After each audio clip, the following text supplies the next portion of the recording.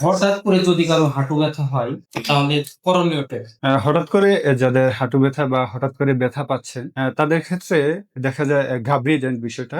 প্রথমত এটা মাথায় রাখতে হবে ২৪ থেকে ৪৮ ঘন্টার ভিতরে এইটা খুবই গুরুত্বপূর্ণ একটা সময়। এই সময়ে আমরা অনুসরণ করব রাইস পদ্ধতি, রাইস প্রোটোকল। রাইস হচ্ছে আরতে হচ্ছে রেস্ট, আইতে হচ্ছে আইসিং, সিতে হচ্ছে কম্প্রেশন, ইতে হচ্ছে ইলাভেশন। আরতে আমরা কি করবো, রেস্ট। যেই হাঁটুটা আঘাতপ্রাপ্ত হয়েছে ওই হাঁটুটাকে পর্যাপ্ত রেস্টে রাখা। যদি আপনি মুভমেন্ট করেন বা হাঁটাচলা করেন আঘাতটা আরো বেড়ে যেতে পারে। সেই ক্ষেত্রে প্রথম ২৪ থেকে ৪৮ ঘন্টা পর্যাপ্ত রেস্টে রাখতে হবে। দ্বিতীয়ত হচ্ছে আইসি। আপনার যে আঘাতপ্রাপ্ত পাটি বা হাঁটুতে আঘাত পাইছেন সেই আঘাতপ্রাপ্ত পাটা আইসিং করবেন ১৫ থেকে ২০ মিনিট। এটাকে সরাসরি হাঁটুতে আইস লাগানো যাবে না, এটা খেয়াল রাখতে হবে।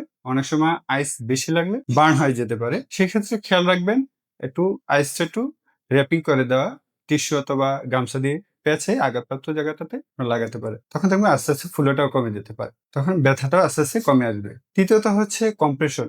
অনেক সময় আঘাতের সাথে ফুলা ভাব যেটা চলে আসে হাঁটুতে, সেক্ষেত্রে আপনারা এটা ট্র্যাপিং করতে পারেন বা ব্যান্ডেজ করতে পারেন।